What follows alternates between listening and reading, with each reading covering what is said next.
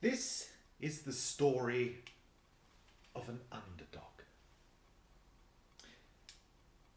It appears to be a very British thing to love an underdog.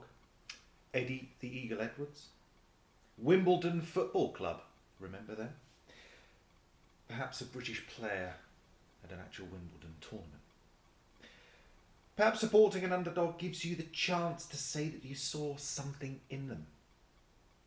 That winning spark. It shows your astuteness and your ability to see a talent. Perhaps we all have a surprise. We all crave the less fancied, less moneyed overachiever. The underdog story is a true success story. And it's a template for many great films and tales. You just have to look at Pygmalion, turned into My Fair Lady. Cool Runnings, the movie starring John Candy. Escape to Victory. Rocky, The Karate Kid. All great films. A lot of the times these stories are true. And there is one I want to tell you that actually happened. And events conspired to give the audience the story that they needed. There was once a football team which was not very good. This isn't a football story, but a story of a band of brothers. These boys were all 9 years old and placed together because they were not seen as being good enough for the main team. They played very few matches. Those that they did, they usually lost, while all the talented, skillful players moved on to the bigger tournaments, the leagues, etc. This group of misfits, the rejects, who could barely pass to each other, sat on the sidelines with a heavy heart, usually a spectator or a substitute. And we as parents would just have to sit and watch those stand in a field. It's not a nice feeling when you're 9 years old to feel rejected by your peers. And that is what they had to face. Each time they went to training week after week, not being selected, not being chosen. Just one of the misfits. It was for a summer tournament that they all had to play competitive matches. There were 3 teams entered into the competition from this particular group, which meant that these misfits all had to form a team of their own. There was the main team, then there was a secondary team, and then of course the third lowly misfit team. They were drawn into pools of 6 teams each, dotted from all over the southeast. They played their pool games, and our team of misfits drew one, but lost the others, and ended up bottom of the group. No surprise there. No goals, nothing. So far, so predictable. But then came the knockout stages.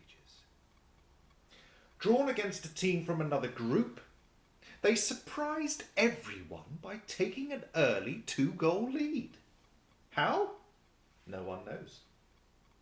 One spectator said it was the downhill effect.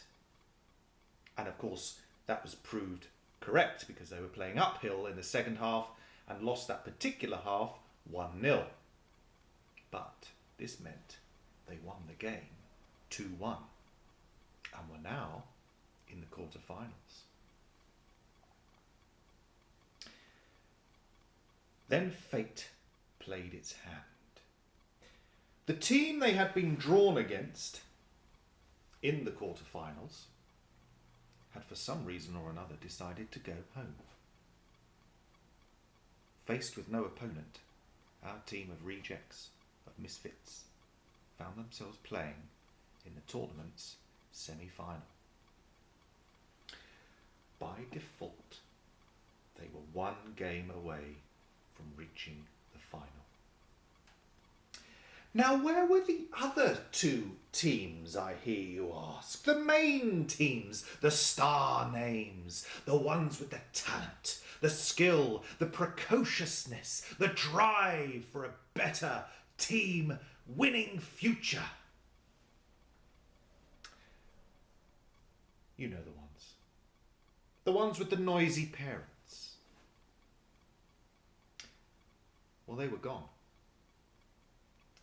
One of the teams played its first round in the knockout stage and lost. The second team played its quarter-final and lost. They were out. Finished. Gone. Going home. They didn't want to support the rejects or the misfits. They went home. By default, the rejects had found themselves to be the final and only representatives of their village for this tournament. So we come to a semi-final, and their opponents were the very team who knocked out the main team in the quarterfinals. Our team held on for a gritty 0-0 draw. They weren't particularly skillful. They weren't attacking the players. They were defending. They were working together as a tight unit. They were excited. They'd never got this far. They never dreamed of getting this far. And they held on and they worked together. 0-0. The match went to penalties.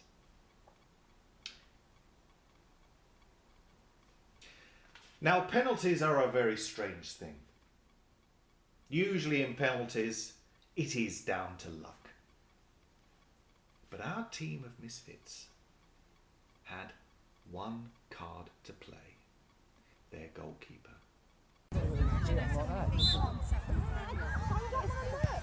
Oh, I'm lucky.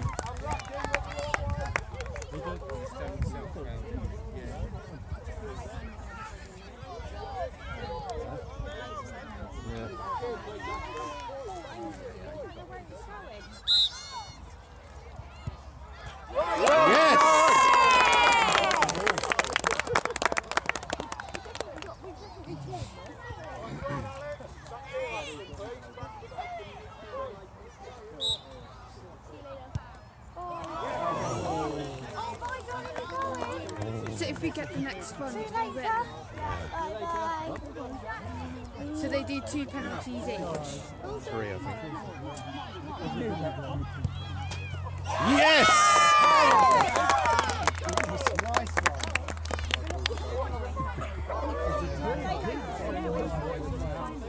No, not yet. Got one more penalty each.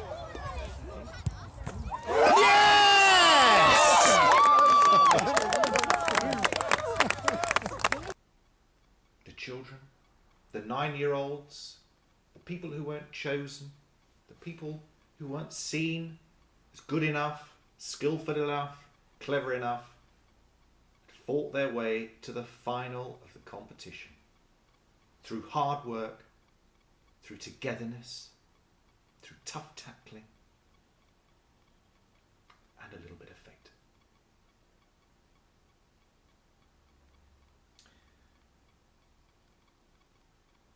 See, this isn't a story about football. It's a story of unity. All these young men were the same. They all felt the same. They wanted to prove something to themselves. For a lot of them, this was their final game before they left, dejected, disheartened, fed up with it. Try something new. This was their final time together as a team. And they came together, and they fought, and they proved against the odds, and they got to the final of the summer tournament. Now, as this isn't a football story, I don't need to tell you what happened in the final. I shall leave that to your imagination. Sometimes they win, sometimes they lose, but it's not always about the winning. It's about the performance. It's about how you gave yourself to it in anything you do.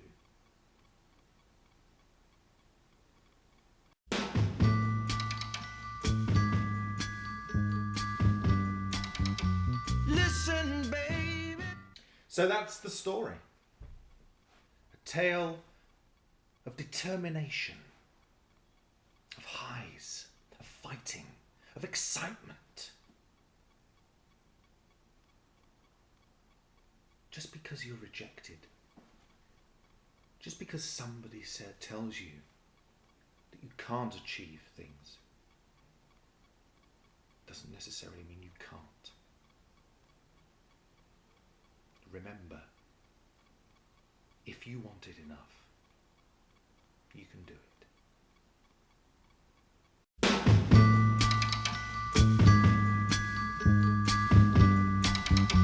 Listen, baby.